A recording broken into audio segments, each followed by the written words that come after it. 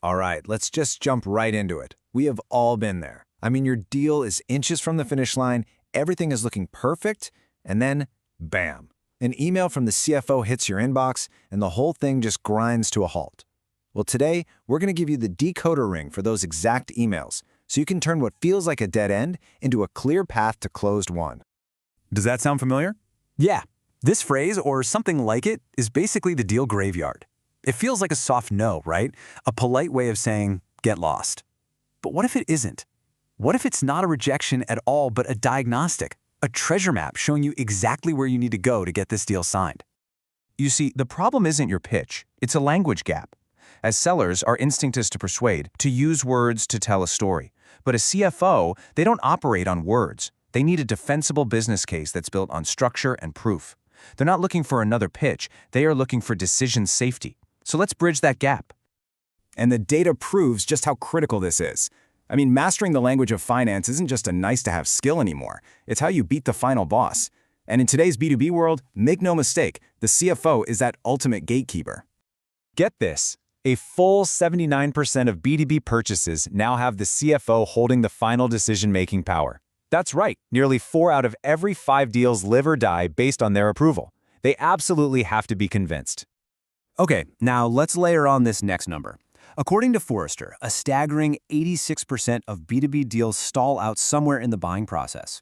So you connect those two dots, and the picture becomes crystal clear. Deals are dying in the finance department because we are just not speaking their language. And this, right here, is the single most important mindset shift you need to make. That email from the CFO, it's not an objection you need to fight. It is a diagnostic signal. It's a flare going up in the air, telling you precisely where belief in your deal broke down. This isn't about adding more pressure. It's about providing that all-important decision safety. So how do you actually do that? Well, you need the right tools. We're about to walk through the 5 most common signals a CFO will send you and the exact structured artifact you need to send back. This isn't theory, okay? This is an executable playbook. Now, when you see this, your gut reaction is probably to write a long, flowery email explaining all the benefits again. Don't do it. This is not a request for more words. It is a signal that your current ROI case, it just isn't solid enough to survive the brutal scrutiny of their internal financial model. The answer is to send a structured artifact, a risk-adjusted ROI model. By showing the 3-year net present value, which is basically just the total value of this investment in today's money, across conservative, expected, and aggressive scenarios, you prove you've thought about risk. You're not just selling a best-case fantasy. This is the kind of proof they can actually use. Now, this one seems like a simple price check, but believe me, it is so much deeper. What the CFO is really modeling is budget survivability. They're worried about hidden fees, about scope creep, about surprise costs that are going to pop up in year 2 or 3 and make them look bad. What they need is predictability.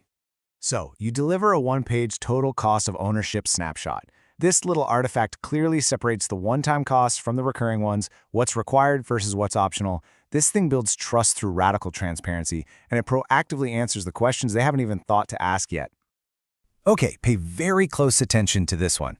This might be the most dangerous signal of them all. The CFO is terrified, and I mean terrified, of shelfware. You know, software that gets bought but never ever gets used. This isn't a question about your product's features. It's a question about their confidence in your ability to execute.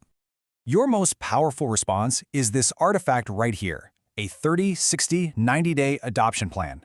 By showing clear milestones, who owns them, and what the metrics for success are, you prove you have a concrete path to value. This instantly shifts the conversation from just buying a product to guaranteeing a successful outcome. So this isn't a sign of indecision. The CFO is testing you. They're trying to figure out if your urgency is real or if it's just some manufactured sales tactic. Let me tell you, pushing harder here will backfire every single time. Instead, you respond with a status quo cost brief. This 1-page document just calmly and objectively quantifies the cost of doing nothing. It calculates the monthly cost of process waste, of lost opportunity, and it reframes the whole conversation. Suddenly, waiting feels a whole lot riskier than moving forward. And we are back to the classic. Remember, this isn't a soft no. This is a consensus friction signal. It means the buying group is not on the same page, and your champion needs help building the internal case. They need a tool that they can just forward along. So you send a decision alignment summary. This artifact is literally designed to be circulated internally. It clearly spells out how each stakeholder benefits, from operations to finance to IT, and it frames the exact decision that needs to be made. You're not just crossing your fingers, you are actively arming your champion with the exact tool they need to go win those internal battles. Of course, not every signal is a red flag, right? Sometimes the CFO is actually giving you the green light to speed things up. And recognizing these buying signals is just as critical as decoding the risks. If you hear these, your job changes. This looks reasonable means belief already exists. Your job is to validate it with a customer reference, not resell. Finance isn't the blocker means you need to go find the real blocker. And send to procurement? That means the economic case is closed. Now it's just about getting through the process. So you might be wondering, does this playbook actually work? Well, the data is crystal clear. Engaging executives the right way can literally double your win rate. And these artifacts we've been talking about, that's how you do it. So let's bring this all together into a new operating rule, a fundamental shift in how you approach these critical late-stage conversations that can make or break your entire quarter. Your new playbook is this simple. Number 1, detect the signal in the email. Number 2, identify the specific risk they're worried about. Is it economic, execution, or alignment? And number 3, deliver the precise, structured artifact that gives them the proof they need to say yes. So the next time a deal stalls out after that CFO email lands in your inbox, don't see it as an objection. See it as a diagnosis. And stop asking yourself, what do I say? And start asking, which artifact proves I'm the safest choice? Because that is how you turn a stall into a signature.